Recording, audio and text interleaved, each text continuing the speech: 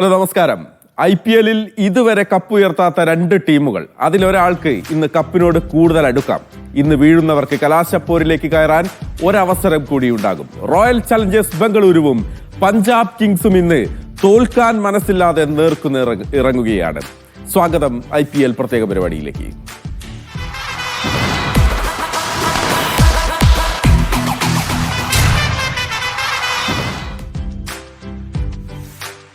IPL-ൽ ആദ്യ ഫൈനലിസ്റ്റുകളെ ഇന്നറിയാം. രാത്രി 7:30 നടക്കുന്ന മത്സരത്തിൽ റോയൽ ചലഞ്ചേഴ്സ് ബംഗളൂരുവും പഞ്ചാബ് കിങ്സും തമ്മിൽ ഏറ്റുമുട്ടും. പോയിന്റ് പട്ടികയിൽ 1ഉം 2ഉം സ്ഥാനത്തുള്ള ബംഗളൂരുവും പഞ്ചാബും തമ്മിലുള്ള മത്സരത്തിലെ വിജയികൾ IPL-ൽ ഫൈനലിൽ പ്രവേശിക്കും. പരാജയപ്പെടുന്ന ടീം മുംബൈ ഗുജറാത്ത് മത്സരത്തിലെ വിജയികളുമായി ക്വാളിഫയർ 2-ൽ ഏറ്റുമുട്ടും. പഞ്ചാബും ബംഗളൂരുവും ഇതിനു മുൻപ് നേർക്കുനേർ ഏറ്റുമുട്ടിയപ്പോൾ എങ്ങനെയായിരുന്നു അവരുടെ മത്സര ഫലം എന്നാണ് നമ്മൾ ആദ്യം നോക്കുന്നത്. രണ്ട് ടീമുകളും 35 തവണയാണ് ഏറ്റുമുട്ടിയത്. 18 തവണ ജയം പഞ്ചാബിനൊപ്പമായിരുന്നു, 17 തവണ RCBക്ക് ഒപ്പവും. ഉയർന്ന സ്കോർ എന്ന് പറയുന്നത് പഞ്ചാബ് 232, RCB 241. പരസ്പരം ഏറ്റുമുട്ടിയപ്പോൾ ഏറ്റവും കുറഞ്ഞ സ്കോർ എന്ന് പറയുന്നത് പഞ്ചാബ് 88ഉം RCB 84 റൺസുമാണ്.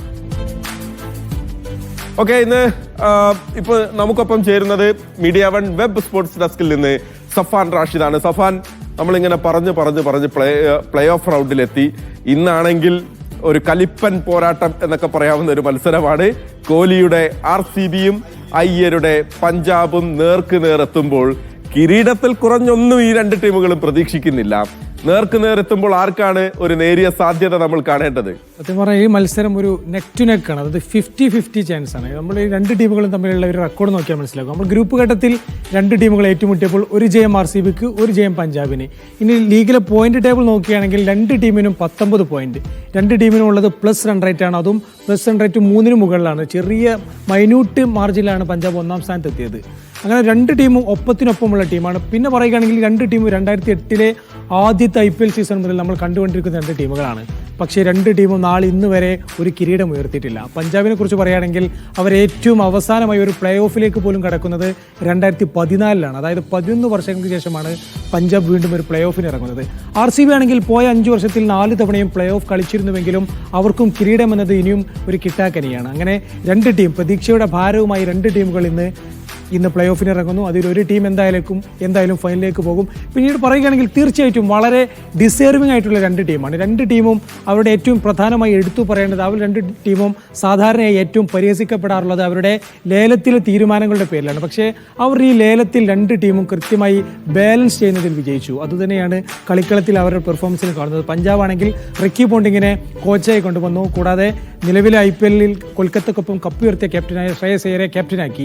ഈ രണ്ട് തീരുമാനങ്ങളും വളരെ നിർണായകമായിരുന്നു.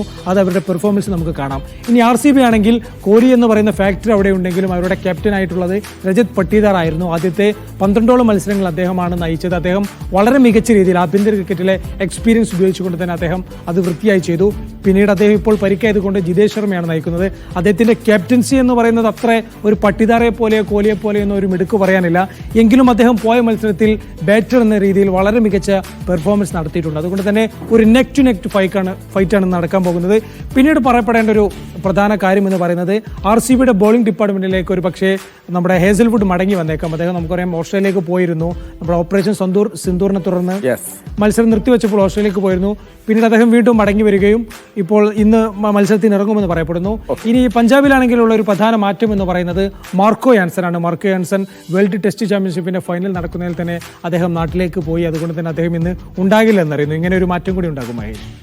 ഓക്കെ, അതാണ് അപ്പോൾ പുതിയ അപ്ഡേറ്റ് എന്ന് പറയുന്നത്. ജോഷ് ഹേസൽവുഡ് വന്നേക്കും. പക്ഷേ യാൻസന്റെ അഭാവം അതെങ്ങനെ പഞ്ചാബിന് അതൊരു പ്രശ്നമാകും എന്നുള്ളതാണ് നോക്കുന്നത്.